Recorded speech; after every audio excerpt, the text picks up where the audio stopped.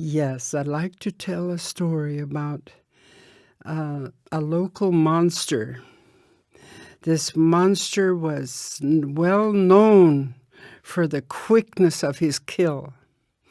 And so every hunter in every nearby tribe was careful and avoided this area in particular. And so this monster has no name except that he was a terrible, terrible beast, and that you were to stay away from him. All children were warned, you stay away from him. And so this monster had very bad eyesight, but he had the feelings in his arms that he could feel the warmth of a human being and know just how far away they were. And so when he would rise up from the swamp, shake himself off, some say there were lots of frogs clinging to his body, and when he'd shake them off like that, they'd fall into the swamp. And he'd stand there motionless, waiting for the next hunter. And then when the hunter would come, the hunter would think, I will be safe right here. I will be safe. He cannot reach me where I am. And so he'd stand there. But the monster would move just ever so slightly and strike out, dig his heart out, and lay it beside him. Then he'd rest. Then when he figured the heart was just right to eat, cool enough now, he'd reach out and he'd gobble up the heart of his hunter. And there were hunters laying all over the swamp. The years went by and more piled up.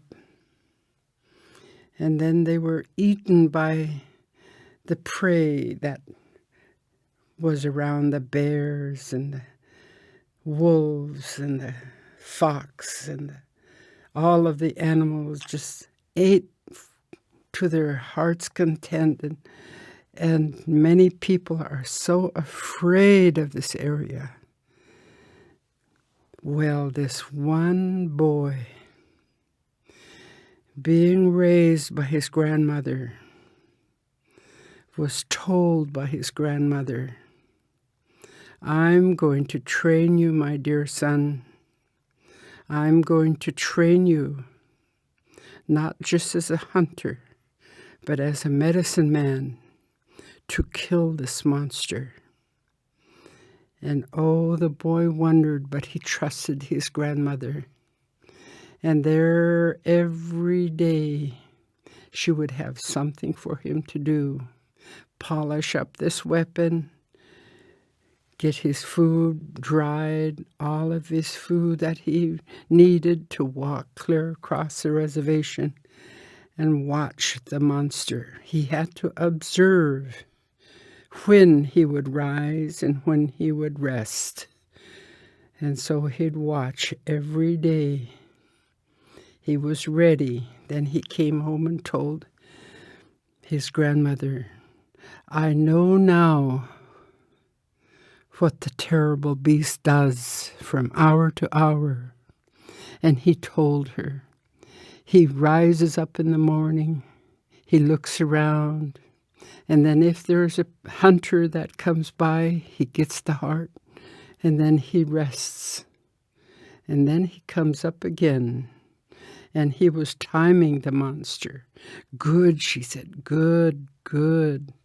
And so she said, now, this is what I want you to do. You are to have your own medicine. Take this stick. She gave him a red cedar pole, and he was to take that red cedar pole and familiarize himself with its magic. What will this pole do? They move by themselves. They can lift your body this way. They can lift your body that way. All you have to do, sing a little song. And so he would sing the song and it would move by itself. Oh, he thought, I'm ready. Grandmother, I'm ready. Okay, take the cedar pole.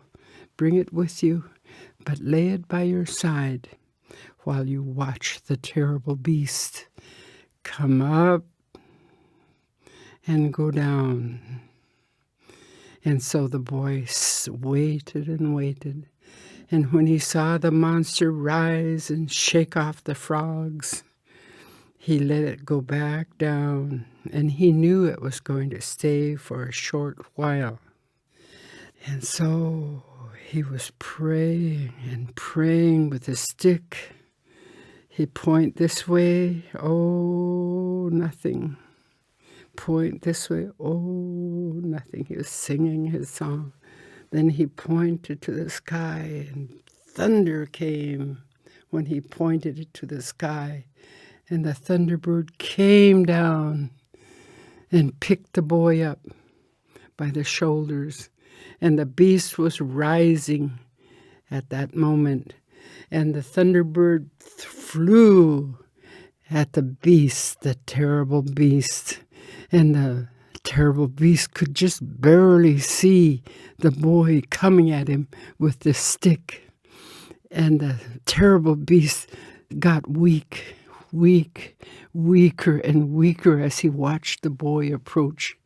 And when the boy finally approached him, knocked him down with the magic stick. And the magic of the thunderbird, the magic of the stick, and the innocence and obedience of the boy, the boldness of the boy, slaughtered the terrible beast. And they regained their good hunting grounds once more. The tribe was celebrated the victory of the young boy who killed the terrible, terrible beast with the help of his grandmother and the medicine she taught him to use.